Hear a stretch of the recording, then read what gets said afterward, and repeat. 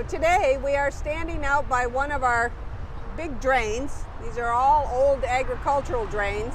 Over the years they drain more than agriculture though. This one we're at 25 Mile and M53. This is Van Dyke Expressway behind us here. And of course Shelby Township has had explosive growth, so there's lots of neighborhoods in the immediate area. They all drain through this drain. And last year, a couple of years ago, you couldn't even see this drain. It looked like on the other side of the bank here. So there's a problem when the drain looks like that, right? First of all, it doesn't work. But secondarily, what really happened in this particular drain that was really choking the ability for the drain to let the water flow was something called phragmites. And some of you might know what a phragmite is. All you're seeing right now is dead phragmites. But if you drive almost anywhere where there's a bit of water, whether it's a ditch or a drain, a marsh, you'll see that phragmites have just sort of taken over. I mean, if you're driving along the expressway and you look off to the side there where the drains are, you'll see phragmites everywhere. They look like big stalks of weed.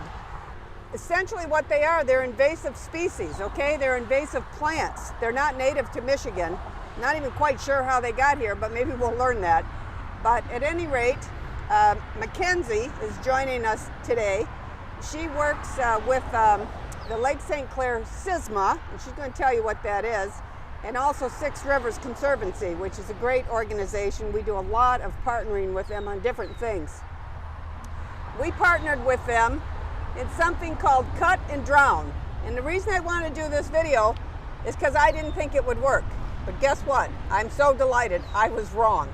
I'm watching all these phragmites and my staff is saying, you know, we've got this grant, we're going to work with SISMA, they got this new idea of how we are literally going to drown these plants, which didn't make sense to me. I said, how in the world can you drown a phragmite? They're in the water, they love the water. What do you mean you're going to drown them? It sounds like you're going to drown a fish, right? But anyway, this actually did work. And you're going to be able to see how beautiful this drain is now. Of course, our drain maintenance crew came out and did a lot of work on it so that the banks are in really good shape right now. But then it was still really choked with all of these phragmites. So I'm going to ask Mackenzie to explain to us what you've done here in the last couple of years, right? 2019, 2020. And as we go into this year, we now see the effects of this cut and drown. So perhaps you could tell us what happened to all the phragmites. They're gone, thank God. Yes, I'd be happy to. So we started this project in 2019 with Disco Drain being completely inundated with phragmites. It was a monoculture, which means there was nothing but phragmites growing here within the drain basin and also on the shoreline. And what we have done is we mechanically removed all of the above ground biomass in 2019 and brought it to a local landfill with proper permits in place. After that, we sandbagged the downstream culvert to raise the water levels being held in this naturally fed drain.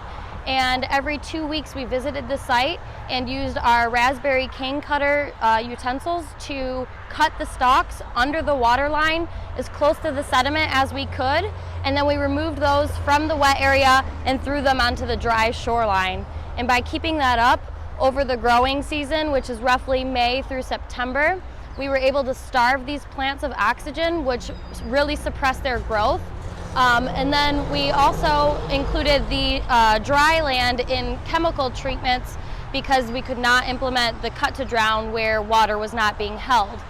By doing that for 2 consecutive growing seasons, we now have this beautifully clean drain. Thank you. Yeah. Okay, well, we wanted to show you some of the different things that we're doing with our drains. Besides just cleaning out our drains, getting rid of these invasive species is very, very important to us. So we actually have done several drains like this. We have one in Harrison Township we worked on, and another one in Clinton Township we worked on, and then this one out in Shelby Township as well. Worked on as far as the phragmites are concerned. Of course, we do drain maintenance all over the county. We have 475 drains. But these phragmites, for many of you listening to this, you probably have them in your ponds, in your ditches, and everywhere. So we're going to try to put some information up on our website so we can tell homeowners how to actually use this process. It's a bit of work, but it does work.